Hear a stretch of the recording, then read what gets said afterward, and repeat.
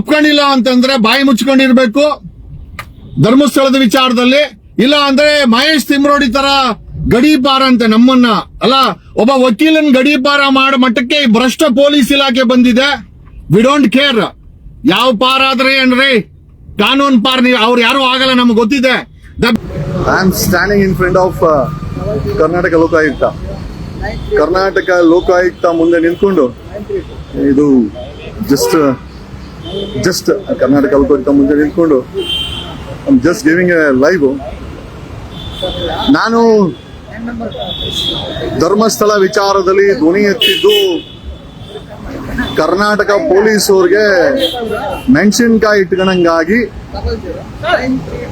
ಧ್ವನಿ ಎತ್ತದಕ್ಕೆ ಕರ್ನಾಟಕ ಪೊಲೀಸ್ ಅವರು entire gang ಸೇರ್ಕೊಂಡು ನಮ್ಮ ಬೆಂಗಳೂರಿನ north East DCP Sajith VJ 2018 KPSC appointed, 2022 IPS promotion. ಈ ವ್ಯಕ್ತಿಯ ಕೊಡಗೇಳಿ ಇನ್ಸ್ಪೆಕ್ಟರ್ ಮುತ್ತುರಾಜು, ಆಮೇಲೆ PSI Lakshmikanta, PSI ನನ್ನೀಲ, PSI Dundappa, ಇವರುಗಳೆಲ್ಲ ಸೇರ್ಕೊಂಡು ಏನಂತಂದ್ರೆ ಧರ್ಮಸ್ಥಳದ ವಿಚಾರದಲ್ಲಿ ಯಾರೋ ದೊಡ್ಡವರಿಂದ 1,000 ಕೋಟಿ ರೂಪಾಯಿ ಆಫರ್ ಇದೆಯಂತೆ. ನಾನು ನನ್ನ ಪರವಾಗಿ ಇಸ್ಕೊಂತೀವಿ, ನೀವು ಬಾಯಿ ಮುಚ್ಚಿಲ್ಲ ಅಂತಂದ್ರೆ ನಿಮ್ಮ ಮೇಲೆ ಸುಳ್ಳು ಕೇಸುಗಳನ್ನ ಹಾಕುವಂತ DK ಶಿವಕುಮಾರ್ ಹೇಳೋರೆ ಅಂತ ನನಗೆ ಸಾಕಷ್ಟು ದಿನಗಳಿಂದ ಮಾತುಕತೆ ನಡೀತಾ ಇತ್ತು. ನನಗೆ ಕೊನೆಗೆ ಈ DCP DCP north east Sajith Muthuraj ಕೊಡಗೇಳಿ ಇನ್ಸ್ಪೆಕ್ಟ್ರು 1,000 ಕೋಟಿ ರೂಪಾಯಿ ಧರ್ಮಸ್ಥಳದಲ್ಲಿ ನನ್ನ ಹೆಸರಲ್ಲಿ ಇಸ್ಕೊಂತಾರಂತೆ. ನಾನು ಧ್ವನಿ ಮಾಡೋದು ನಿಲ್ಲಿಸ್ಬೇಕಂತೆ. ಯಾವ ಸೀಮೆ ನ್ಯಾಯ ನನಗಂತೂ ಗೊತ್ತಾಗಿಲ್ಲ. ಇವನೇ DCP ನಾರ್ತ್ ಈಸ್ಟ್ ಸಜಿತಾನೇನೆ, ಅವನು ಒಕ್ಕಲಿಗ ಅಂತೆ. DK ಶಿವಕುಮಾರ್ ಒಕ್ಕಲಿಗರು, ಅವರೇ ಹಾಕೊಟ್ಟಿರೋದು ನನಗೆ ಇಲ್ಲಿ ಪೋಸ್ಟಿಂಗು. ನೀವು ಬಾಯಿ ಮುಚ್ಚಬೇಕು, ಮಾಧ್ಯಮಕ್ಕೆ ಮಾಹಿತಿ ಕೊಡಬಾರ್ದು, ಸೋಷಿಯಲ್ ಮೀಡಿಯಾದಲ್ಲಿ ಧರ್ಮಸ್ಥಳ ಬಗ್ಗೆ ಮಾತಾಡಬಾರ್ದು. ನಾನು ಏನಕ್ಕೆ 1,000 ಕೋಟಿ ಏನಾರ ಮಾಡ್ತೀರಾ ಅಂತಂದ್ರೆ 2018 ಅಪಾಯಿಂಟ್ಮೆಂಟ್ ಅಂತೆ ಅವ್ನು ಸಜಿತ್, KPSC ಇಂದ DYSP ಅಪಾಯಿಂಟೆಡ್. 4 ವರ್ಷದಲ್ಲಿ IPS ಪ್ರಮೋಷನ್ ತಗೊಂಡಿದ್ದಾನೆ. ಸೊ ಅಲ್ಲೇನೋ IPS ಪ್ರಮೋಷನ್ಗೆ 50 ಕೋಟಿ ಕೊಟ್ಟೆ ಅಂತೇನೋ ಹೇಳಿ ಅದಕ್ಕೆ ನಾನು ದುಡ್ಡು ಬೇಕು, ನೀವು ಮಾತಾಡಬಾರ್ದು ಅಂತ ಹೇಳಿ ನನ್ನ ಮೇಲೆ ಒಂದಷ್ಟು ಸುಳ್ಳು FIR ಗಳನ್ನ ಮಾಡಿ ಈ ಇವನೇ ಯಾರೋ DK ಶಿವಕುಮಾರೇ ಹತ್ರನೇ ಹಾಕ್ಸ್ಕೊಂಬಂದೆ ನಾನು DCP ಆಗಿ ಅಂತ ಹೇಳಿ. ಅವನು ಮುತ್ತುರಾಜು ಅವನಿಗೆ ಸಪೋರ್ಟು.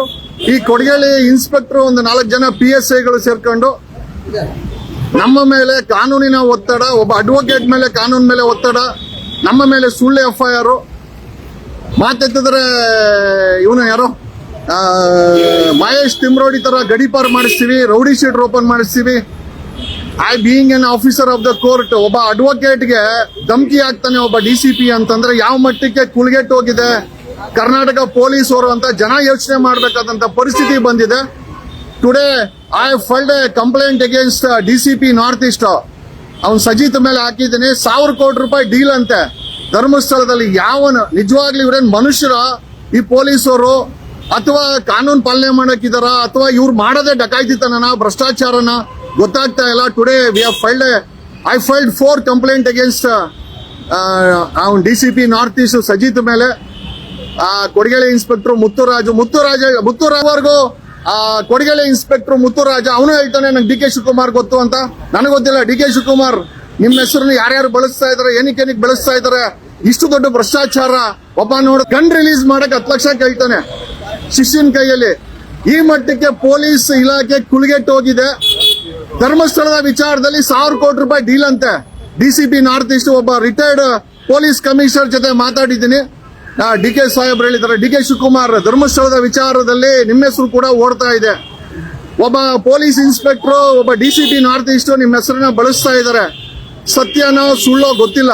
ಒಂದಂತೂ ನಿಜ, ನಮ್ಮನ್ನ ಬಾಯಿ ಮುಚ್ಚಕ್ಕೆ ಈ DCP ನಾರ್ತ್ ಈಸ್ಟ್ ಸಜಿತ್ 2018ರಲ್ಲಿ KPSC ಅಪಾಯಿಂಟೆಡ್, 4 ವರ್ಷದಲ್ಲಿ IPS ತಗೊಳ್ತಾನೆ.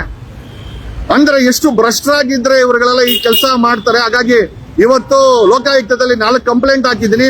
I am sending the same copies to CM ಕಳಿಸ್ತಾ ಇದ್ದೀನಿ. DPR ಗೆ ಸರ್ವಿಸ್ ರೆಕಾರ್ಡ್ ಅಲ್ಲಿ ಎಂಟ್ರಿ ಮಾಡಿಸ್ತಾ ಇದ್ದೀನಿ. I am also sending it to CBI.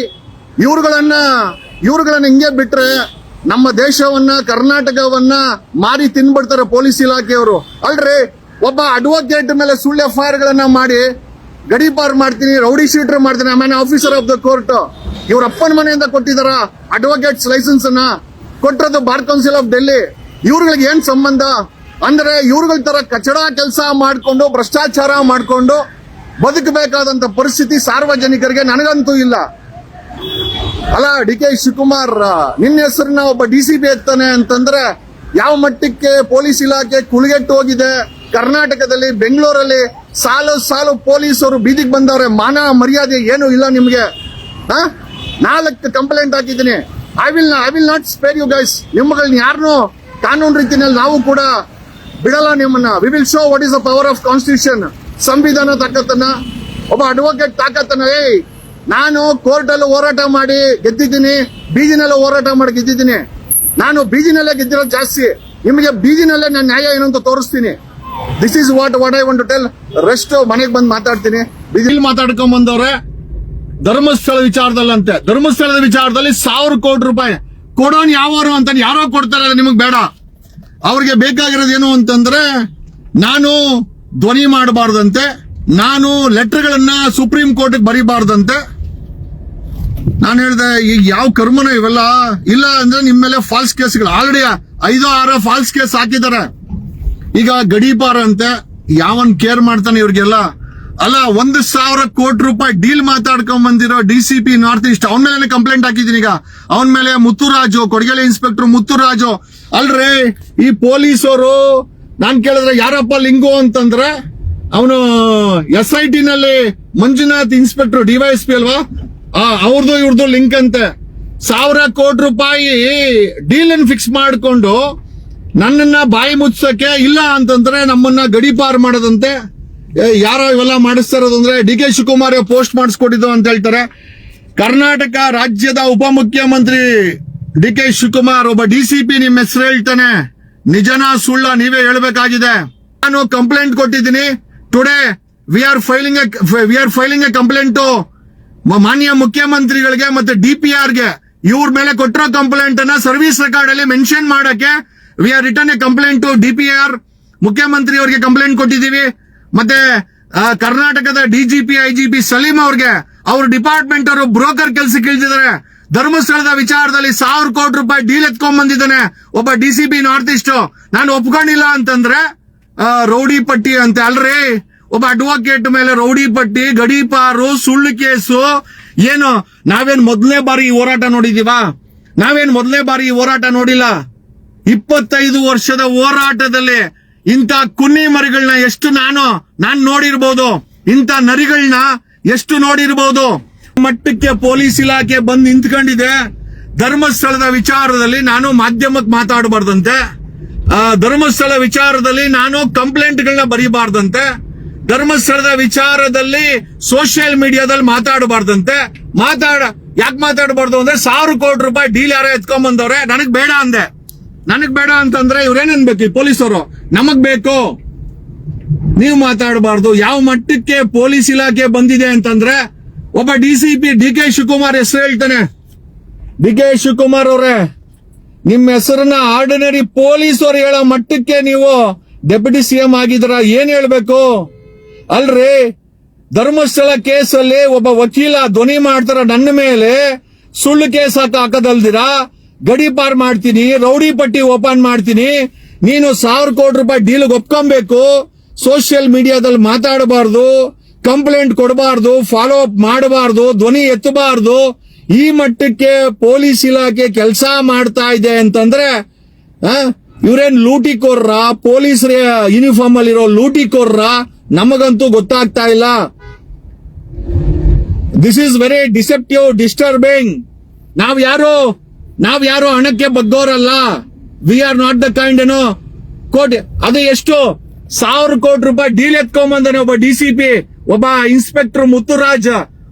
ಅವನ್ ಶಿಷ್ಯಂತ್ರ 4 ಜನ, ಲಕ್ಷ್ಮೀಕಾಂತ್ PSI, ಲಕ್ಷ್ಮೀಕಾಂತ್ ಏನೋ PSI, ದುಂಡಪ್ಪ ನೇಗೆಹಳ್ಳಿ PSI, ಅನಿಲು. ಏನ್ರಿ ಕೋಟಿಗೆ ಬೆಲೆನೇ ಇಲ್ಲ. 1,000 ಕೋಟಿ ರೂಪಾಯಿ ಡೀಲ್ ಎತ್ಕೊಂಡೊಬ್ಬ DCP ನೀನು ಒಪ್ಕೊಂಡಿಲ್ಲ.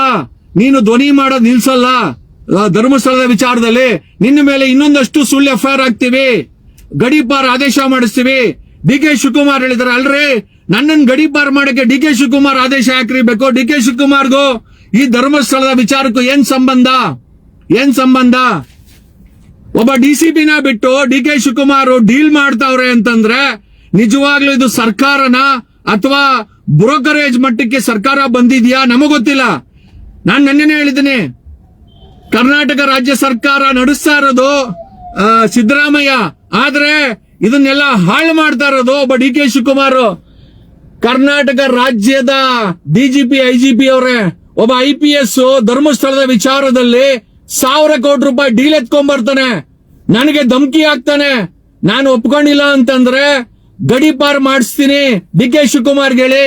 ಏನ್ ಡಿ ಕೆ ಶಿವಕುಮಾರ್ಗೆ ಏನಾದ್ರೂ ಕರ್ನಾಟಕವನ್ನ ಬರ್ಕೊಟ್ಟಿದೀವ ಕಾನೂನ ಬಿಟ್ಟು? ದೇಶದಲ್ಲಿ ರಾಜ್ಯದಲ್ಲಿ ಸಂವಿಧಾನ ಬದುಕಿದ್ಯಾ ಸತ್ತೋಗಿದ್ಯಾ? ಅಂದ್ರೆ ಸತ್ತೋಗಿರೋರ ಪರವಾಗಿ, ಅನ್ಯಾಯ ಆಗಿರೋರ ಪರವಾಗಿ ಧ್ವನಿ ಒಬ್ಬ ವಕೀಲ ಮಾಡ್ತಾನೆ ಅಂತಂದ್ರೆ ನೀವುಗಳು ಗಡೀಪಾರ್ ಅಂತೀರಾ. ಮಹೇಶ್ ತಿಮ್ರೋಡಿ ತರ ಗಡೀಪಾರ್, ಆ ಗಡೀಪಾರ್ಗೆ ಸ್ಟೇ ಕೊಟ್ಟವ್ರೆ,